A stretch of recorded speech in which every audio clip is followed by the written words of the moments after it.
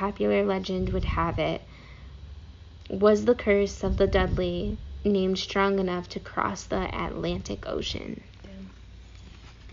The curse's history dates to the 16th century in England, when Edmund Dudley lost his head, literally, for stealing from the royal treasury of King Henry, I think that's 8. Dishonor ran in the family. Edmund's son John, Duke from Northumberland, connected his scheme to control the British throne from having his son Guilford marry Henry. Wow, marry Henry VII's great granddaughter, Lady Jane Grey. The plan backfired, and all 3 were beheaded. Guilford's brother brought the plague back from France, killing thousands of fellow Britons. Finally, according to Robert Ellis Cahill's New England's Ghostly Haunts, another of the Dudley clan, Thomas Dudley, who was elected deputy governor of the Massachusetts Bay Company in 1634, used his position to enforce his strict beliefs and instituted the harsh punishments that resulted in the Salem and Boston witch hunts. Somewhere along the line, a curse seems to have landed on the Dudley name. There are no direct words to support the curse, although rumor claims that it was uttered by the divinely appointed English monarchy over Edmund's treason. Is it treason? Treason. Given the family background, it stands to reason that more than a few citizens damned the Dudleys. In any event, those who followed the 4 brothers who founded Dudleytown eventually suffered for their choice. Perhaps the Dudleys hoped that moving to the New World would break the curse.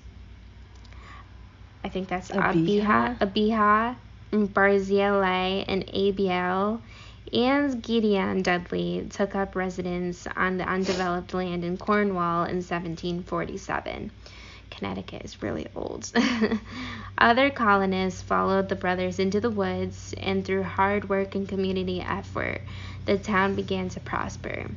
The residents survived by logging the lush forest for its pine, oak, chestnut, and maple. Although little would grow, there was a supply of charcoal that fueled the furnaces of area industries. The locals also grew rye and buckwheat to sustain themselves. It appeared that nothing would prevent the growth of this little community. Nothing of this earth, that is. Tragedy struck the town's namesakes first. Each of the 4 Dudley brothers died mysterious or tragic deaths. Abiel succumbed to madness, rambling on about the townsfolk and squandering his money. Eventually, he required daily care and died alone and penniless. Another brother was hacked to pieces in unidentified attackers, presumed to be local Indians, but as you'll see, that may not have been the case. Soon, other colonists fell under the curse Nathaniel Carter and his family lived in. Abiel's house. Although they moved away to the Binghamton, New York, the hex followed. Hostile Indians killed Carter's wife and baby boy, and then slaughtered Nathaniel, who was returning home. I don't know what that is. They burned down the house and kidnapped the other 3 Carter children. The 2 daughters were eventually recovered, but the trauma pushed them to the brink of sanity. The son, David Carter, escaped the curse, perhaps by remaining with his captors, and eventually went on to become a Supreme Court judge. Back in Dudleytown, an unidentified plague struck Nathaniel's brother, Adoniram, killing him with his whole family in 1774. No one else in Dudleytown was affected by the illness. Decades later, another unknown plague wiped out most of the prominent families. For its modest size, Dudleytown boasted the number of noted Americans. Their distinction, however, did not ensure immunity for the local curse. General Herman Swift, a Revolutionary War hero and advisor to George Washington, went mad in 1804 after a bolt of lightning killed his wife. Mary Cheney married New York Tribune. What is that? Where? Tribune publisher. Tribune. Yeah. New York Tribune publisher. But she hanged herself 1 week before her husband lost his bid in the U.S. presidency. Greeley himself went insane. Another Dudleytown resident, Gershon Hollister, was found brutally murdered in William Tanner's house. Tanner steadfastly declared his innocence. Soon after the crime, madness overtook Tanner, and he ranted about savage demons to anyone who would listen. He claimed some ghastly beast was responsible for the crime. By the end of the 1800s, Dudleytown had lost most of its population. John Patrick Brophy held out, choosing to stay because he liked the idea of running the town himself. Bad call. His wife soon died of consumption. His children vanished. His sheep killed over in the fields. If that wasn't motivation enough to leave, Brophy's house burned to the ground. And in keeping with the town's sinister traditions, he went mad. He babbled about being chased by horrid green creatures and giant animals with cloven hooves. Weren't you talking about that? Something about creepy animal creatures and cloven hooves. I've just heard them in like stories, but like mythical stories. Yeah, but then you had like a story about like a devil footprint or something. Oh yeah, that little town that has a footprint of a hoof.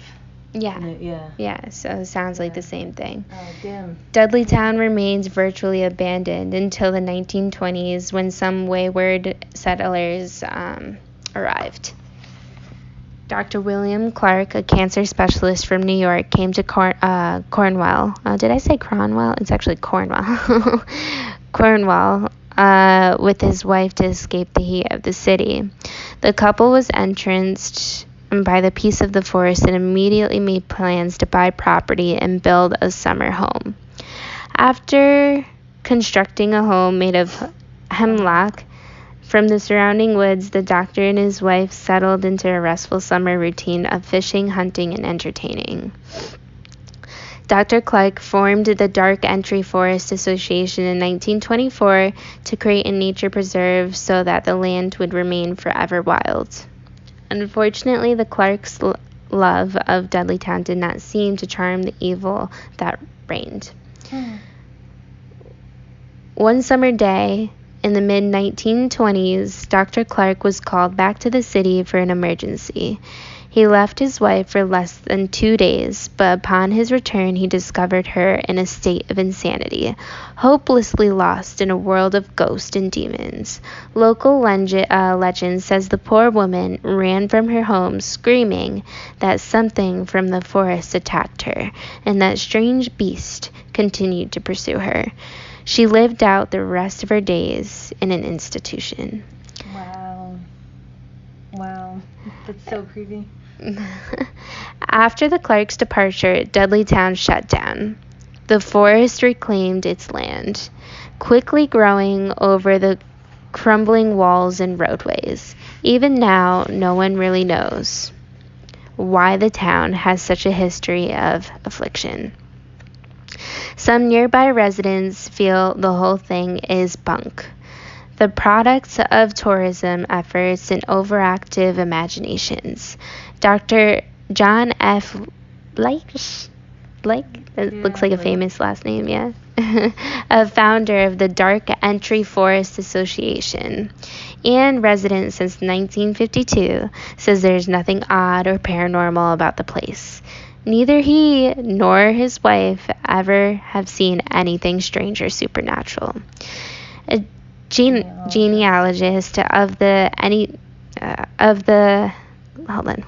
Dudleytown family strengthened the doctor's argument, saying he doesn't believe there's a connection between the beheaded Edmund and the Dudley brothers. He believes the ghosts were a byproduct of the town's rye and flax crops, which create a mold with hallucinogenic effects. Whoa. Okay. So I never heard that part. Yeah, neither have I. I just heard that it was like cursed. That's it.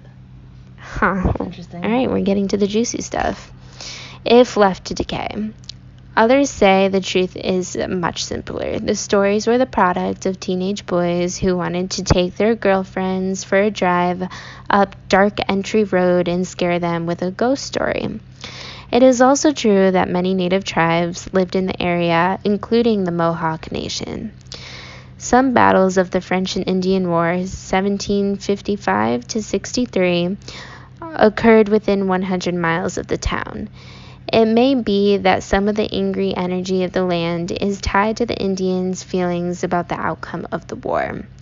Today, ghost hunters consider the area to be haunted and cursed.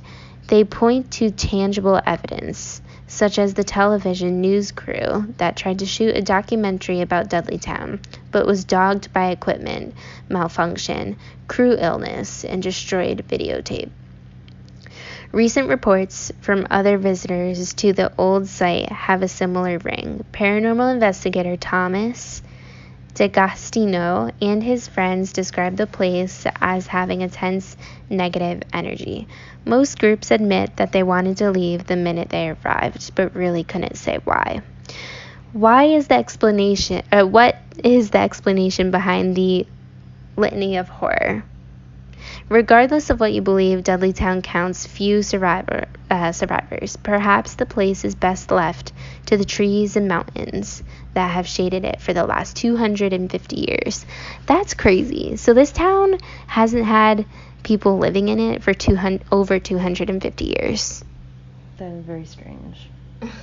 Because if most people think it's just like due to the crops or just teenagers, like why then did like more people not come back? Or So I never actually heard about that theory of Dudleytown. I never heard about a theory of the crops and everything like that, making people hallucinate and everything, and making them kind of go crazy, losing their mind and everything, and making them maybe even do things that like maybe they would have never done unless it was for this. The story that I always heard about like Dudleytown was that it was an abandoned town in Connecticut. And when you do walk into it, you're going to notice that it's extremely silent. So there's no birds, there's no animals, there's no crickets, none of that typical stuff that you're going to hear when you walk into normal woods, which I think is like the most creepiest and like eeriest place. It's just completely and deadly silent. And the creepiest thing is that this is actually right here in Connecticut, but I guess there's so many things creepy about